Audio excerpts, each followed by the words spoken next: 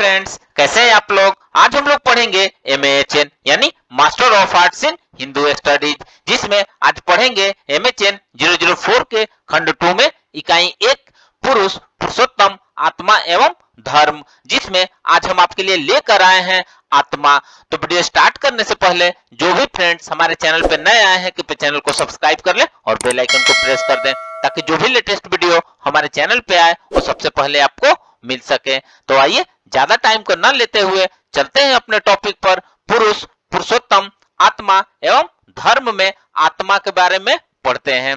तो आइए वीडियो को स्टार्ट करते हैं। हमारे वैदिक ऋषियों ने आत्मा या आत्म तत्व के स्वरूप का विवेचन उपनिषदों में बड़ी छानबीन तथा सजगता के साथ किया है। पुरुष की अपेक्षा आत्मा की कल्पना दार्शनिक और बौद्धिक दृष्टि से अधिक महत्वपूर्ण है। विश्व परम पुरुष का रूप है, इसी विचार से उसे आत्मा मानने वाली अवधारणा का जन्म होता है। चूंकि मानव अपना उल्लेख अहम से करता है, आत्मा से मनुष्य अपनी जीवन शक्ति का निर्देश करता है। ऋग्वेद में आत्मा का यह अर्थ बहुत प्रसिद्ध है। आत्मा वही जीवन प्राण तथा चैतन्य का रूप है जिसमें जागृति, स्वप्न और सुषुप्ति की अथवा जन्म मरण की अवस्थाएं पिरोई गई है। हमें यह मालूम है कि विश्व उत्पत्ति, स्थिति तथा लय की अवस्थाओं से गुजरता है। इन सब अवस्थाओं को व्याप्त करने वाली जीवन शक्ति का अर्थ में आत्मा शब्द उपनिषदों द्वारा परम पुरुष के लिए प्रयुक्त हुआ है।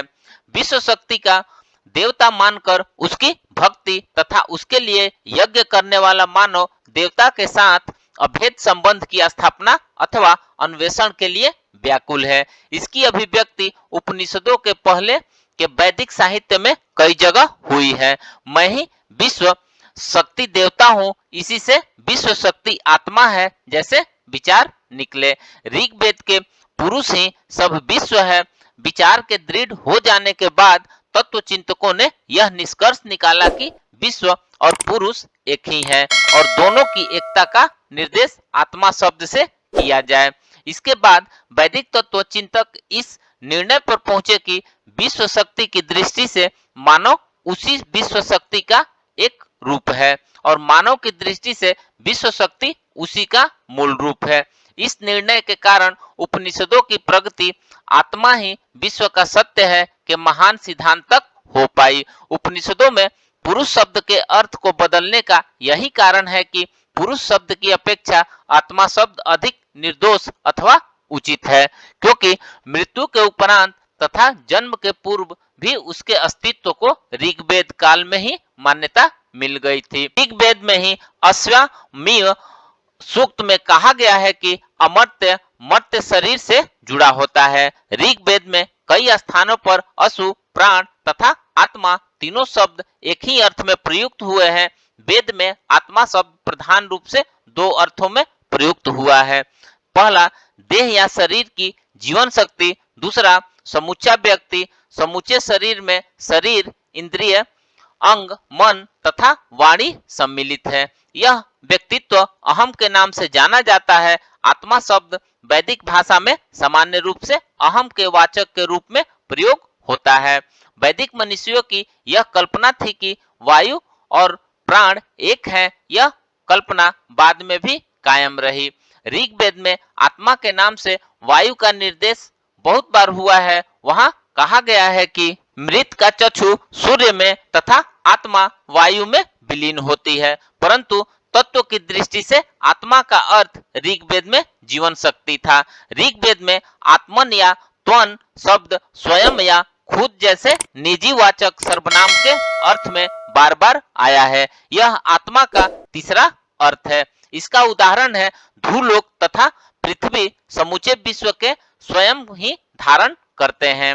आत्मा के इन तीन अर्थों के अलावा इस शब्द का उपयोग यजुर्वेद तथा ब्राह्मण ग्रंथों में शरीर के मध्य भाग के अर्थ में कई बार किया गया है। आत्मा शब्द का तात्विक प्रयोग अथर्ववेद के ब्रह्म सूक्त में केवल एक बार हुआ है। वह अकाम, धीर, अमृत, स्वयंभू और रस से तृप्त है। उसमें किसी प्रकार की न्यूनता नहीं है। उसी धीर, अजर तथा युवा आत्मा के ज्ञाता मृत्यु से नहीं डरते हैं। देखने वाली बात यह है कि आत्मा शब्द से बड़े पैमाने पर विश्व सत्य की ओर संकेत करने वाली पद्धति का आरंभ उपनिषदों में ही हुआ है। आत्मा की कल्पना मनुष्य की बुद्धि और विचारों की उन्नत अवस्था का परिचायक है। इसके अतिरिक्त यहाँ यह प्रश्न अवश्य उठता है कि आत्मा की सत्ता इसी जीवन काल तक विद्यमान रहती है या जीवन के समाप्ति के बाद भी बनी रहती है। कठोपनिषद में इसी समस्या को यम नचिकेता संवाद में बड़े सुंदर तरीके से समझाया गया है। जहां नचिकेता ने यमराज से मृत्यु का रहस्य पूछा, तब मृत्यु सब रहस्यों का रहस्य है, इसका विवेचन यमराज ने स्वयं किया था। आत्मा नित्य वस्तु है, वह कभी न मरता है और न कभी अवस्था आदि दोष को प्राप्त होता है। वह हमारी समस्त इंद्रियों, मन से, बुद्धि से तथा हमारी सत्ता के कारणभूत प्राणों से अलग है। रथ और रथी के रूप के माध्यम से आत्म तत्व का वर्णन किया गया है। यह शरीर रथ है, बुद्धि सारथी है, मन लगाम है, इंद्रिया घोड़े हैं जो विषय रूपी मार्ग पर चला करते हैं, और आत्मा रथ का स्वामी है। कठोपनिषद में आत्मा को रथी बतलाकर यम ने आत्मा की श्रेष्ठता सिद्ध की है। रथ के स्वामी के उपभोग के लिए ही रथ आदि की महत्ता है, उसी प्रकार आत्मा के लिए शरीर आदि विषयों का व्यापार होता है। तो फ्रेंड्स, इस प्रकार से आज हमने पुरुष, पुरुषोत्तम, आत्मा एवं धर्म में आत्मा के बारे में पढ़ा। तो मिलते हैं एक नए वीडियो के साथ में, तब तक हमारे चैनल पे बने रहिए। धन्यवाद।